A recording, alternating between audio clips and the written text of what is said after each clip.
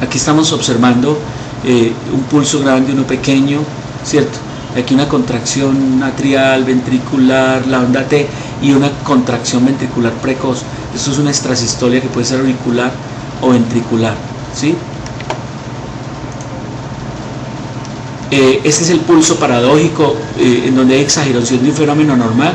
Normalmente en la expiración el flujo a cavidades izquierdas aumenta, a cavidades derechas, aumenta a cavidades derechas, disminuye a izquierdas, y en la inspiración aumenta el retorno venoso a cavidades derechas, pero disminuye a las izquierdas, que es realmente de la que depende el pulso, y baja la presión en 10 milímetros de mercurio.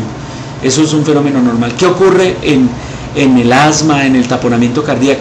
Ese fenómeno se acentúa y aumenta más de 10 milímetros de mercurio en inspiración profunda. O sea que es la exageración de un fenómeno normal. Vamos a ver qué pasa con tensión arterial. Vamos a ver la definición, la medición, los valores normales, las normas, el concepto de presión arterial media diferencial y el origen de la tensión arterial.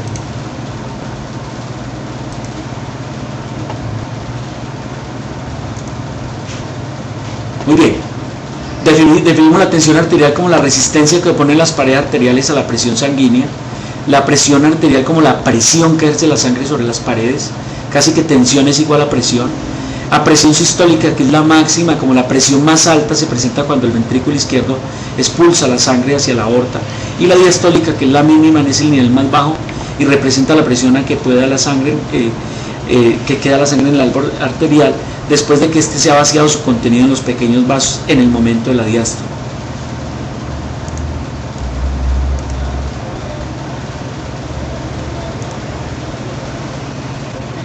¿A qué se debe la presión sanguínea en el sistema?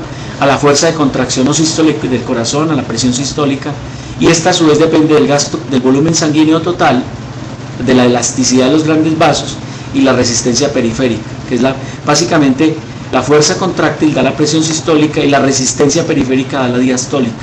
Presión arterial es igual a gasto cardíaco por resistencia vascular periférica. Entonces son dos determinantes grandes de la presión arterial.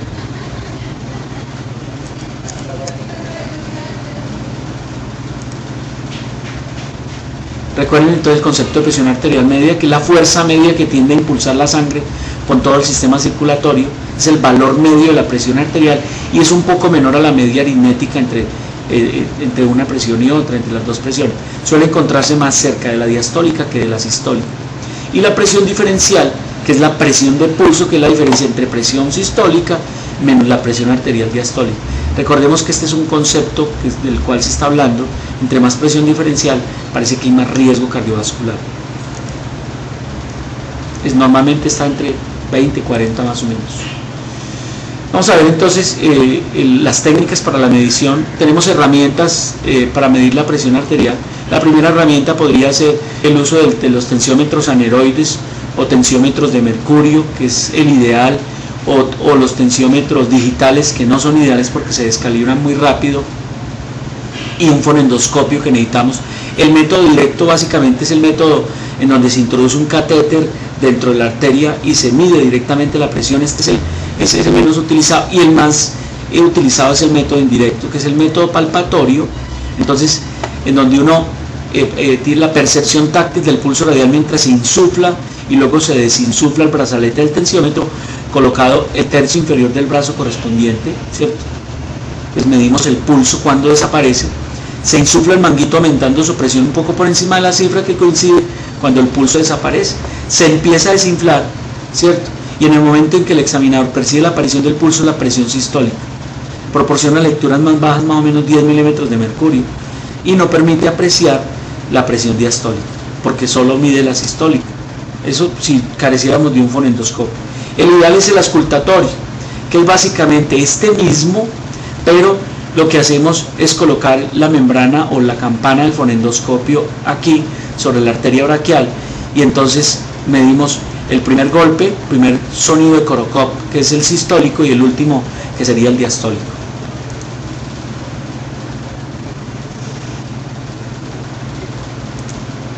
Muy bien. Entonces, la auscultación de sonido, hay varias fases, 1, 2, 3, 4, 5. La primera fase, cuando auscultamos los ruidos de Korokop, es el inicio del sonido auditivo, que prácticamente es cuando comienzan a aparecer los ruidos de Korokov, y esa es la sistólica, el máximo sonido, el primero que golpea es el ruido, la sistólica. Uno dice que la segunda fase es un sonido silbante o soplante suave, ocurre más o menos 10 o 15 milímetros debajo del anterior. El tercero son sonidos más ruidos crujientes, cuando aumenta el volumen de sangre que fluye por debajo de la fase 2. El cuarto, abrupta disminución de los sonidos, cambia la intensidad. Y el quinto, que es la desaparición de los sonidos. Cuando un paciente tiene una presión arterial diferencial muy amplia, como ocurre por ejemplo en insuficiencia aórtica, en ductos arteriosos, en fístula, en donde aparecen presiones por ejemplo 120, 40, 120, 0, la diastólica es el cuarto ruido de Korokov, ¿sí? Y en condiciones normales uno tiene en cuenta la quinta fase de Korokov, de los ruidos de Korokov. Los valores normales, entonces vamos a mirar. Normalmente la presión arterial ideal sería 120/80 menos 120/80, idealmente menos. La presión arterial media es 96 a 100 milímetros, muy pegado a la diastólica, y la diferencial sería 40 más o menos de presión. Y la presión sistólica se relaciona con volumen latido, con velocidad de eyección del ventrículo izquierdo, con distensibilidad o elasticidad de los vasos y con volumen sanguíneo de las arterias al final de la diástole. Y la diastólica con complacencia al árbol arterial, con longitud del ciclo cardíaco y con resistencia al flujo. Vamos a ver la clasificación que está vigente todavía del séptimo informe para el control de la presión arterial, que es prácticamente un consenso americano y que básicamente nosotros quizás utilizamos más esto que el del consenso europeo. El consenso americano clasifica la presión como prehipertensos. Son aquellos pacientes menores de 120/80, sistólica, diastólica. El prehipertenso es el que está la sistólica entre 120 y 139 y la diastólica 80-89. Son pacientes que entran a un programa de vigilancia. Casi que los diabéticos con estas cifras son hipertensos. El hipertensión estado 1 es el que está entre 140 y 159, 90, 99, y el estado 2 es el que tiene más de 160 la sistólica y más de 100 la diastólica. Recordemos que el consenso europeo va hipertensión 1, 2, 3. La clasificación, yo creo que podemos seguir utilizando esto. Normas generales para la toma de la presión arterial. Importantísimo que el estudiante de medicina de información lo tenga muy claro, y lo voy a decir con tranquilidad. Lo primero es que nosotros tenemos que tener un paciente en reposo, en un ambiente tranquilo durante 15 minutos.